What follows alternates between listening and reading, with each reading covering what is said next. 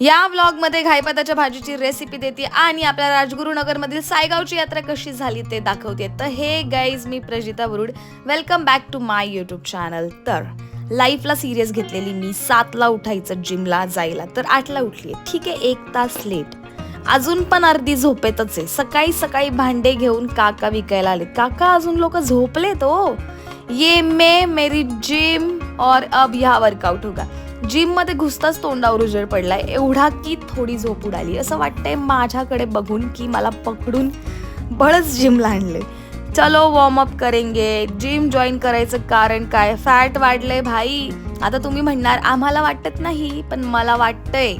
मध्ये मध्ये रस्त्यावरून जाणारे येणारे लोक काय करतायत त्या उचापत्याले मला.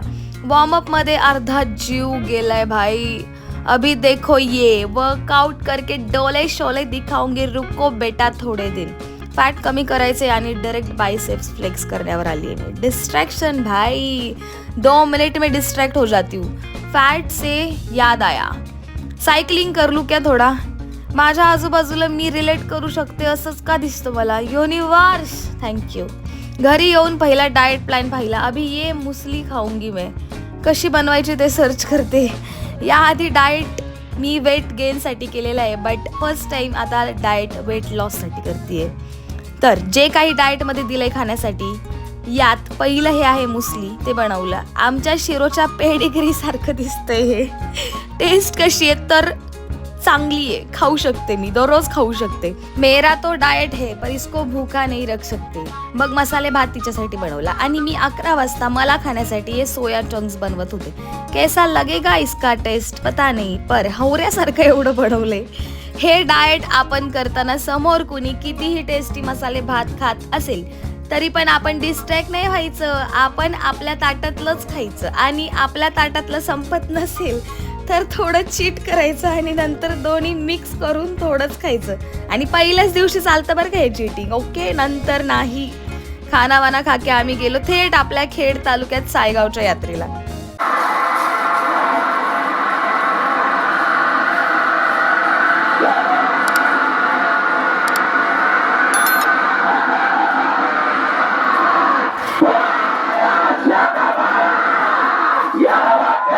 अरे अरे, ये घाटाच्या मागे हे काय चालू आहे हे पाहून थेट यावेळी अनाउन्सर मंडळीच्या बाजूला थांबून गाडे बघितलेत. राजूला बोलले होते व्हिडिओ काढून लगेचच जाऊ, पण लगातार फायनल पर्यंत गाडे बघून तिला मस्का मारण्यासाठी थंड सरबत पाजून तिचं डोकं शांत केलं. सायगावच्या देवीचं मंदिर किती मस्त आहे ना. आता परत थेट सुवर्णाताईंकडे त्यांच्या शॉपमध्ये आले. Finally wait is over. घाईपताची भाजी भेटली आम्हाला, ती निवडतोय. 3 hours later. पहिल्यांदा ही घाईपताची भाजी बनवतोय आम्ही. मम्मीने बनवलेली आई ती खाल्लेली आहे, पण पहिल्यांदा आम्ही स्वतः बनवतोय. तर तुम्ही पूर्णपणे आमच्यावर विश्वास ठेवू शकता, कारण संपूर्ण रेसिपी माझ्या मम्मीने कॉलवर आम्हाला सांगितली आहे. तर भाजी उमून घ्यायची. आता जिभेचे चोचले पुरवावे लागतात, तर 15 मिनिटात ताई बोलले की भाजी शिजली असेल. तर मी बोलले कसं काय? तर ताई बोलतात ते हाडकं थोडी शिजवायची आहेत. आता या भाजीतलं गरम पाणी हे जे आहे ते ओतून दिलं आणि त्यात थंड पाणी टाकलं. 3 वेळा ही भाजी अशी पिळून काढली, पाणी काढून घेतलं. आता कांदा टोमॅटो परतून त्यात घरगुती मसाले टाकून भाजी टाकली शिजायला. 15-20 मिनिटानंतर भाजी शिजल्यावर जेवायला बसलो. तर कशी लागते ही भाजी स्वतःवरच डाऊट घेत घेत खाल्ली. पण जशी माझी मम्मी बनवते एक्झॅक्टली तशीच झाली. मग खूप खाल्ली. फायनली आमच्या दोघींचं यावर्षी घाईपताची भाजी उन्हाळ्यात खाण्याचं स्वप्न पूर्ण झालं.